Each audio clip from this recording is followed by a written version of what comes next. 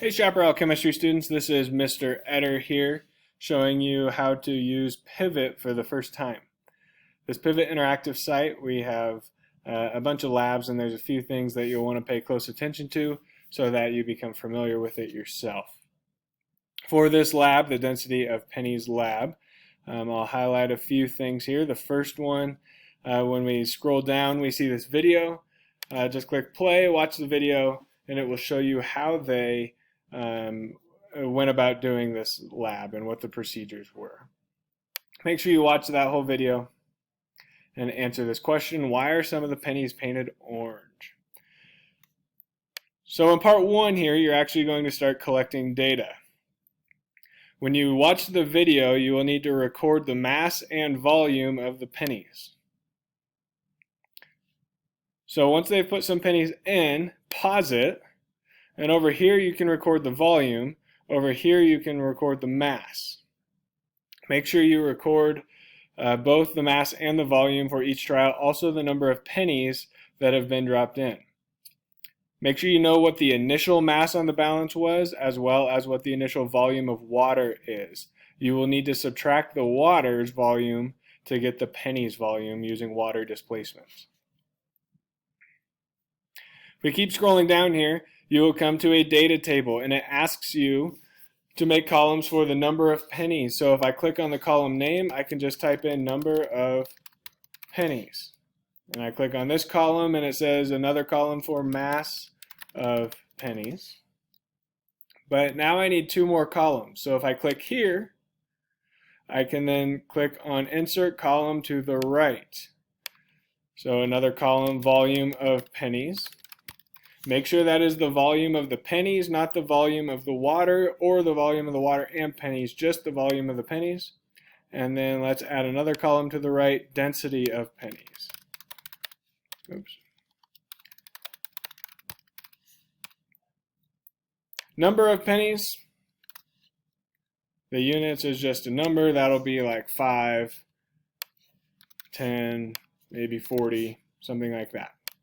Mass of pennies, the units are grams. We do not need to worry about the variable there. We're just measuring mass of pennies in grams. And I'm just going to make up a number here. We'll say the mass of the pennies is 50 grams, and we have a volume of 50 pennies. Of those 5 pennies could be, I don't know, making it up again, 20 milliliters. Mass of pennies, let's say of 10 pennies, so that could be like 101 grams, and the volume of the pennies, that could be 40 milliliters. Make sure you change the units to milliliters. I should have done that earlier. And let's go up to 40 pennies. So that could be something like, let's just make it up as 250. I know that doesn't make perfect sense, but maybe your data may reflect this. And let's go a volume of 170. So now we have 3 trials. I made up that data. You will need to get that data from the video. Density of pennies, you could either calculate it, it's grams per milliliter, or you can click here and go to change column formula. So how is density calculated? It's calculated as the mass of the pennies divided by the volume of the pennies. So then when you hit submit, it will automatically calculate that density for you. Okay, moving down to the graph. You are asked to make a graph of mass of pennies over volume of pennies. So when I click on this, on the y-axis here, we want the y-axis to be the mass of pennies, and that's all you have to do, and we're done there.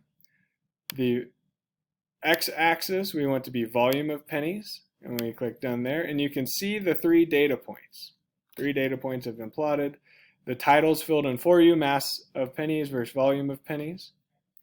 And as you keep going, it's going to ask you to add a linear regression. That's just a line of best fit.